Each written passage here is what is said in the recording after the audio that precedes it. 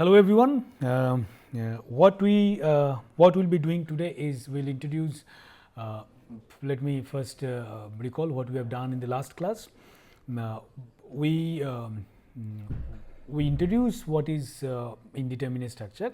You know indeterminate structure. Even we discussed the indeterminate structure even during solving determinate structure. But formally, we introduce what is indeterminate structure, and then how to determine the degree of static indeterminacy, external and internal, for trusses, beams, and frames. That we discussed, and also we discussed some of the concept that we used earlier, but is very important for indeterminate structure, that is compatibility condition and method of superposition. We also discussed that the number of equations available, equilibrium equations alone cannot provide you sufficient information to analyze the structure. So, we need some more conditions. We need to append the equilibrium conditions by some other conditions, and how those conditions are formed, depending on that we have mainly two methods. One is force method and one is displacement method. What we are going to do today is we are going to introduce what is force method.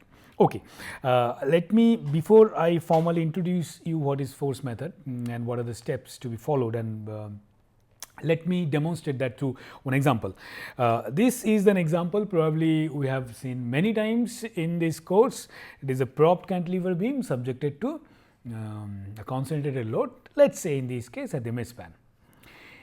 Suppose we do not know what is indeterminate structure, we do not know any methods to determine the forces and reactions in indeterminate structure. Only thing we know is the concept of determinate structures and several methods to determine the internal forces and reactions for determinate structures. Okay. So, now what we do, let us do not bother about force method, displacement method, what are the different kinds of technique and the steps. Let us whatever information we have, whatever we have learned in last 6 weeks, can we apply them, can we use them to devise a method or devise a strategy to find out the member forces, or in this case at least support reactions for this problem. Okay. Using equilibrium equations alone, we cannot do that, that is we have seen it. We need some additional condition. Let us see what additional condition we can provide in this problem, so that it can be, without support reactions can be obtained. Okay. Now, let us see what we can do. Okay. Now, the problem is like this, it is a cantilever beam and then it is subjected, it is a okay, then we have on externally use blue ink, externally load say P here. So, this is A, this is B and this is C. We need to find out what are the support reactions. Okay. Now, let us draw the free body diagram of the entire structure. The free body diagram is,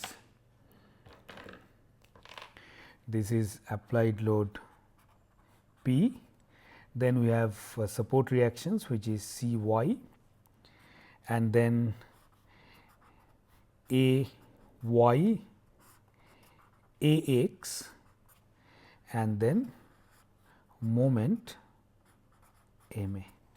This is the free body diagram. Okay. The number of unknowns are 4, one is A x, A y, M A and C y. Okay. By applying equilibrium equation f x is equal to 0, we can get A x is equal to 0, but still we will be having unknown A y, C y and M A, and number of equations available for this unknown are 2, summation of force F y is equal to 0 and summation of moment at any point is equal to 0. Okay. Now, we learnt principle of superposition in the last class, and also know the compatibility condition. Okay. Let us, and we already know the equilibrium conditions and how to apply equilibrium conditions and all. Okay. Let us now, this is the problem, right. Can we divide this problem into two parts like this, or okay, fine. One is this, where we have where we have it is, or rather this problem or this problem, okay, this problem, where we have this is A, then a concentrated load P at B, this is B and this is C, okay, plus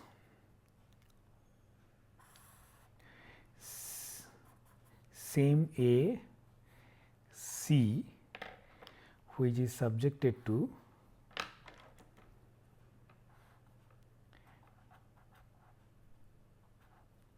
C y, okay, and this is this plus this, okay. So, essentially the support is essentially this force system, What we have done here is, in the first case we remove the prop here at C, and this is one case, and the second case we remove this force because force is already applied here, and only thing in this case was prop was not there, and we applied this prop by C y. Okay. Now, you look at, so this is the principle of superposition, right. So, if this is equal to this plus this, then anything we can obtain from these internal forces, displacement, support reactions, obtain for this and obtain for this, if we add them we get this. Okay. So, this is principle of superposition. Now, interesting thing is, you look at this, these two problems individually if you look at, then they are determinate. This is a cantilever beam subjected to a concentrated load at the midspan, and this is also a cantilever beam subjected to a tip load, but the load is in opposite direction, the direction of support reaction. Okay. So, these beam and these beam both individually they are statically determinate. Okay. Now, if they are statically determinate, then we can solve them individually. Let us solve them. Okay. Okay. Let us find out what is delta C in this case. What is delta C, and here also we can find out what is delta C. Suppose this is system 1, this is system 1 and this is system 2. So, this is delta C 1 and this is delta C 2. Okay. We can find out what is delta C 1 and delta C 1. Let us apply moment area method. So, the moment area method will be this will be the moment diagram for this, and this will be C y into L. This is the moment, this is negative moment. Okay. And in this case the moment diagram will be this, and this will be P L by 2, right. This is A, this is B, this is C, A, C, and this distance is L by 2 and this is L by 2 and this distance is L by this distance is L. Okay. Now, if we apply moment area method in this case, what will be delta C 1? Delta C 1 will be this is the m by E I diagram of a moment of this diagram about C divided by E I. Similarly, if we apply moment area method in this case, it will be moment of this diagram, bending moment diagram about C divided by E I. So, what would be delta C 1? Delta C 1 will be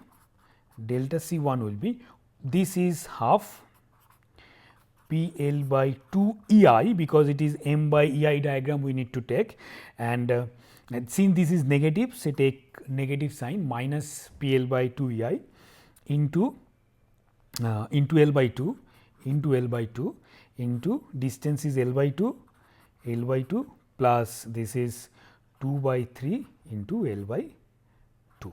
Okay. This is delta C 1, and the delta C 1 will be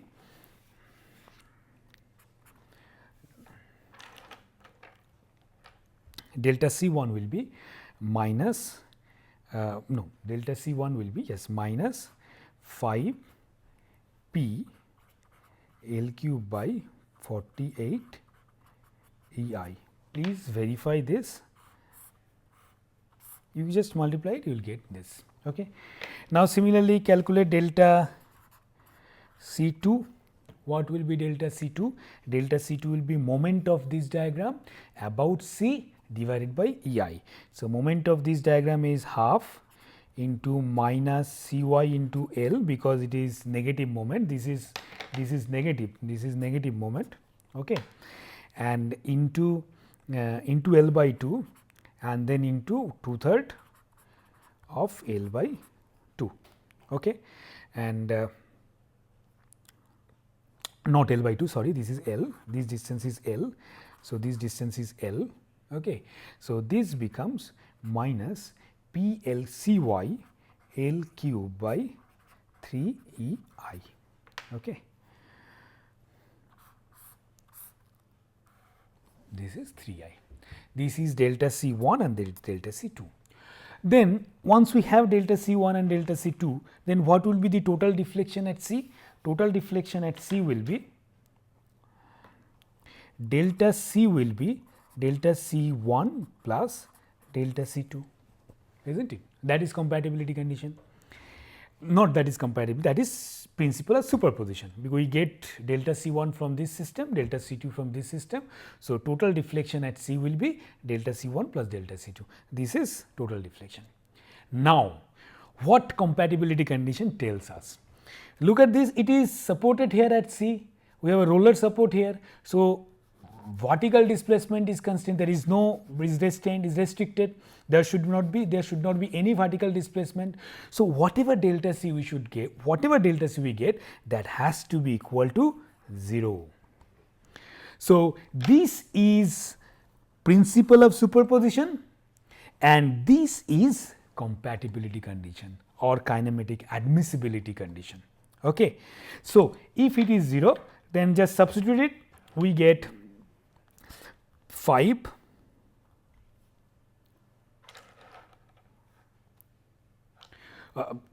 one thing please check, since this Cy is upward, this will not be negative, this bending moment diagram will be actually like this. Okay, please correct that, bending moment diagram will be actually like this. Okay, this is Cy into L. So, this will not be negative, this will be positive. Okay. So, this will be positive. Okay. Please correct that. Now, this is the principle of, this is the condition we have. Now, substitute that, what we have is Cy into L cube divided by 3 EI, that has to be equal to 5 P L cube by 48 EI. Okay. That is the condition we have. And now, if we substitute that, we have Cy is equal to 5 P divided by 16.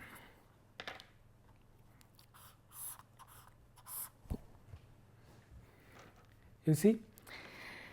Now, what we have done here is, when we get delta C1 is equal to 0, delta C2 is equal to 0, that is based on this bending moment diagram. Okay. This bending moment diagram we obtained by applying the equilibrium condition. So, essentially delta C1 and delta C2, they are from equilibrium condition. Okay. Now, in addition to that, what we did is we applied another condition, which is compatibility condition. And what compatibility condition is? At C, is it deflection is equal to 0. So, 2 equilibrium condition and 1 compatibility condition gives us the unknown reaction Cy. Now, once we know Cy, then rest of the things become easy. Now, once we know Cy, in this expression we know Cy, then apply, take moment about A, get Ma, apply summation of force in y direction is equal to 0 and calculate Ay as well. So, the final solution will be for this problem is this: Ax is equal to 0 anyway, Ax is equal to 0, Ay will be is equal to 11 P by 16, Cy will be 5 P by 16 and Ma is equal to 3 PL by 16. This is the final solution. Now you see, even if we have four unknowns and equilibrium conditions are 3, we use one more condition, and this condition is compatibility condition, and using that compatibility condition we can determine these unknown forces, unknown reactions. Okay. Now this method, this approach is called force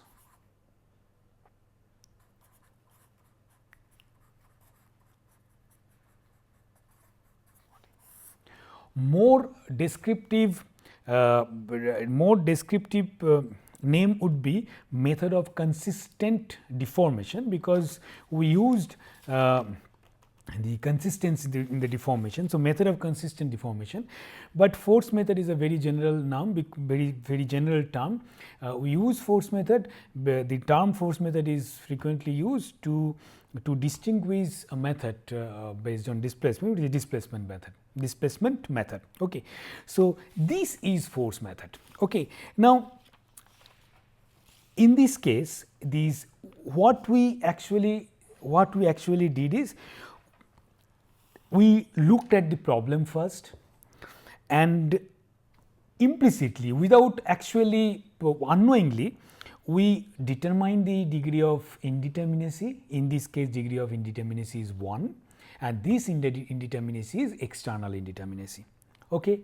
Now, if we remove this support at C, then the structure become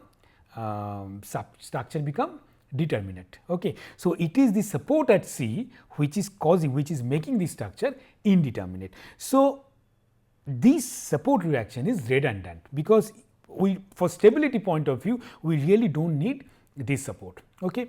So, we consider this reaction at C as redundant, and then we remove this redundant and divide the problem into two parts. In one case, this redundant is removed, and the second case, only this redundant force is applied here. In both the cases, the structure is determinate.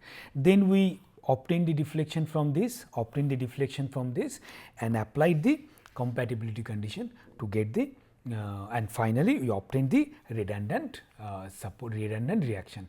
Once we have these reactions, then rest of the things from this free body diagram, we can obtain other reactions as well. Now, you may ask that now suppose again consider the same problem.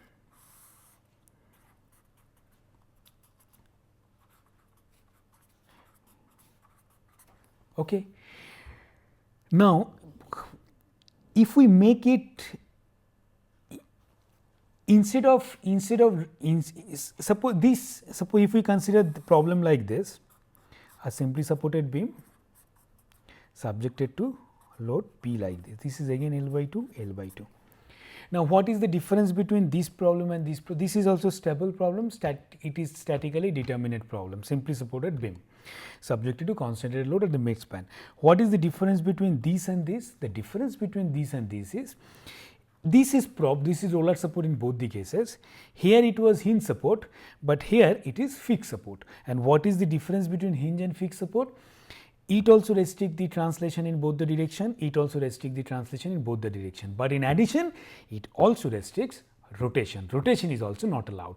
So, what actually we have done is, in this problem, in this structure, if we restrict the rotation at point A,